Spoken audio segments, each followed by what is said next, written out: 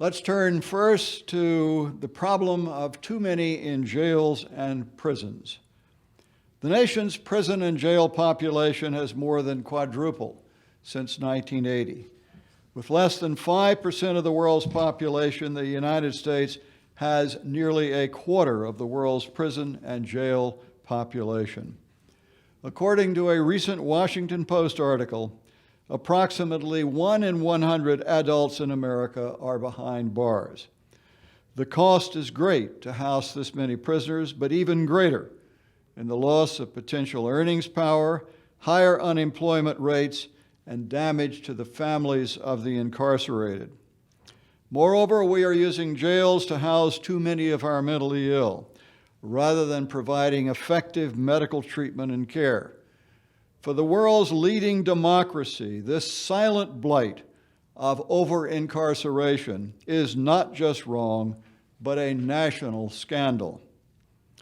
We have come to this sad state in part because of a genuinely difficult war on drugs, in part because of sentencing reforms aimed at encouraging uniform sentencing, in part because we have tended to criminalize every infraction, whether or not violent, and in part because politics supports a message of tough on crime, thus supporting tougher and tougher criminal laws and sentencing.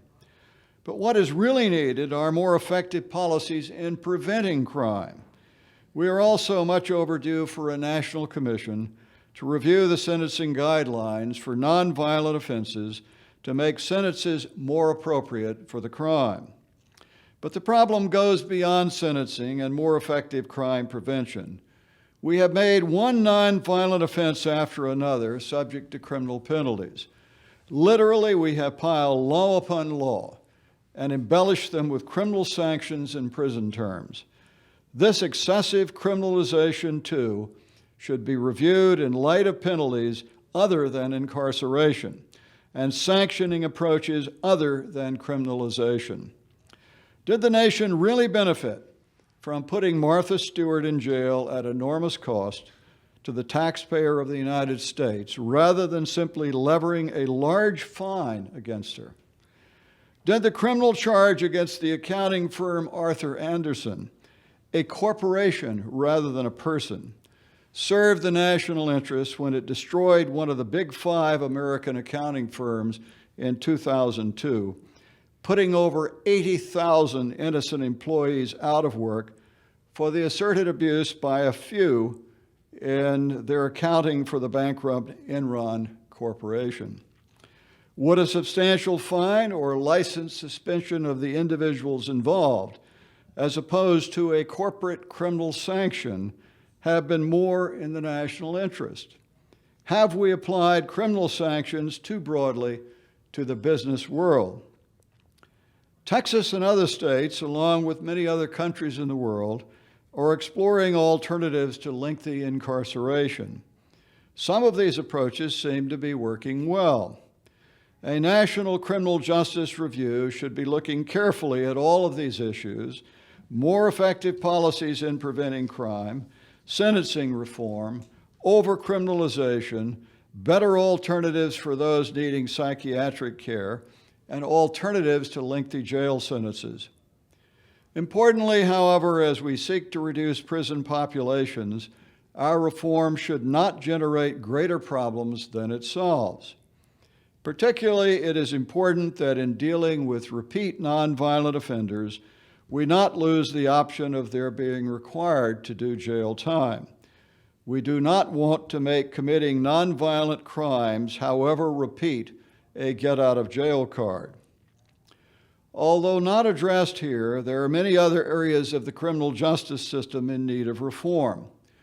These include dealing with an out-of-control civil forfeiture system, enhancing the availability of public defenders, and addressing the issues we know are the culprits in the too frequent conviction of the innocent, including junk science, witness misidentification, particularly through poorly constructed lineups and the use of corrupt jailhouse snitches, prosecutorial misconduct, and incompetent representation.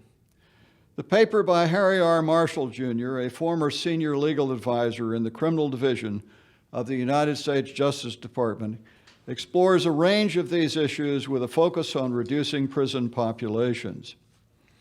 Let's turn now to reducing crime and enhancing community-police relations. Despite previously unprecedented levels of incarceration, the nation still has a serious crime problem, a problem particularly acute in victimizing minority communities in major cities. This blends with too few resources for police departments, too little community understanding of the difficulties faced by the police, and sometimes inadequate police training to generate the witch's brew of disorders and reduced trust between the police and the residents they serve. A toxic brew seen recently in Ferguson, New York, Baltimore, and other cities. This too is a major national problem and a complex one which must be addressed. Quite possibly, we must enact even tougher laws for repeat violent offenders or firearm homicides. But the problem will not be solved simply by increasing incarceration rates. Two of the papers being presented in this initiative address these intertwined problems of enhancing police and community relations. Collectively, these papers address likely the most effective avenues to crime prevention. Much more effective anti-crime, pro-rule of law education of our youth, and community or relational policing, much more effectively engaging the police and the community they serve.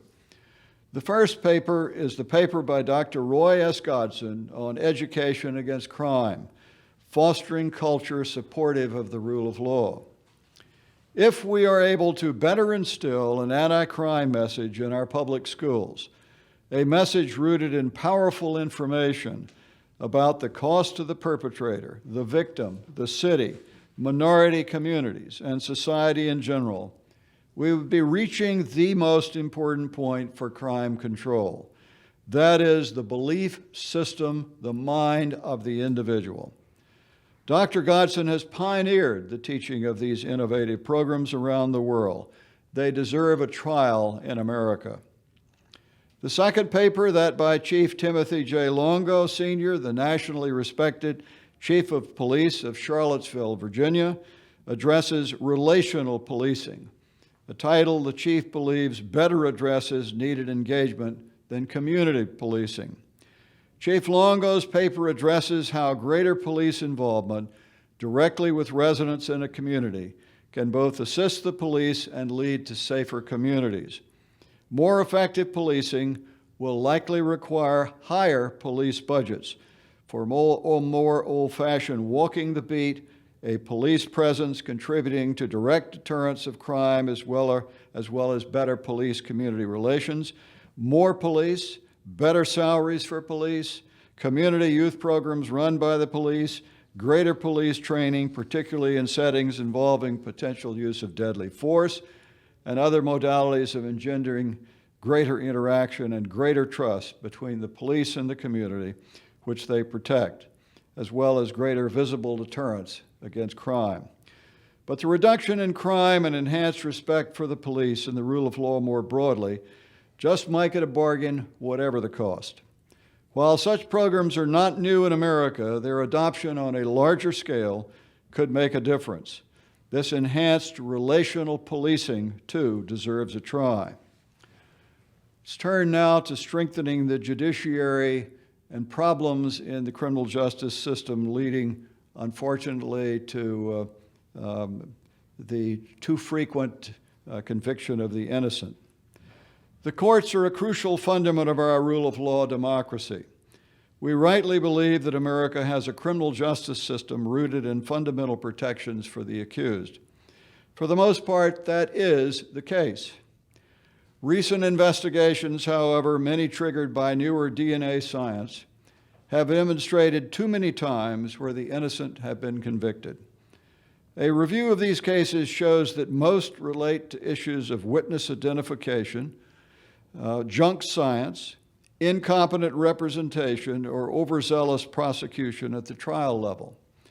All of these issues, as well as that of the substantial national percentage increase in prosecutors deciding to charge can and should be addressed in a careful review by new Justice Department leadership and the equivalent in all 50 states to ensure that American courts remain the bastion of a free peoples. We must also ensure adequate public defenders to make our adversary system work as it was designed. The Supreme Court of the United States has traditionally come under fire by those who disagree with its decisions. But the Supreme Court is a core institution of our great democracy. It is not designed to reflect the will of the majority, which is a principal role of the Congress, but rather to implement the rule of law in interpreting statutes and applying the Constitution of the United States, including the Bill of Rights and its system of checks and balances. Some discourse about the court seems to assume that the task is to clear the way for congressional action. A more Madisonian way of thinking about the court, however, is that it is the principal bulwark in protecting the multiple protections for our freedoms, which are built into the Constitution. The court protects the separation of powers between the legislative and executive branches. It protects states' rights in our federal system. It protects the integrity of the electoral process. And it protects individual freedom as guaranteed in the Bill of Rights, including freedom of speech and the press as a crucial fourth estate, so necessary for effective governance. The court does all of the above by applying the Constitution of the United States as the highest law of the land. As a human institution, the court may sometimes get it wrong, and given its role in protecting minority freedoms, it will frequently be criticized by the public.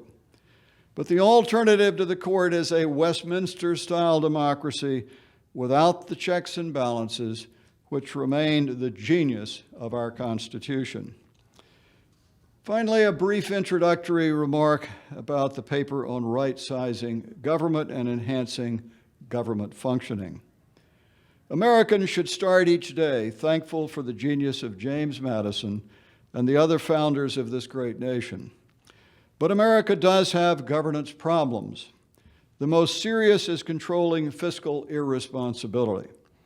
There is also a second serious governance problem. The Congress of the United States has lost its way in implementing a normal budget cycle. As one more issue worthy of review by the presidential candidates and their parties, the candidate ultimately elected will need to staff their administration.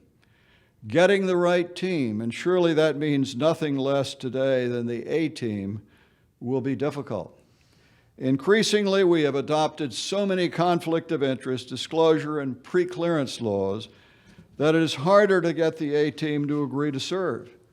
And even after agreeing, the clearance and Senate's approval processes from the Senate take too long. The result has been typically a huge delay in getting an administration up and running. These issues, as well as a brief discussion of right-sizing government, will be the focus of our last presentation today. Are there any questions on this brief introductory overview?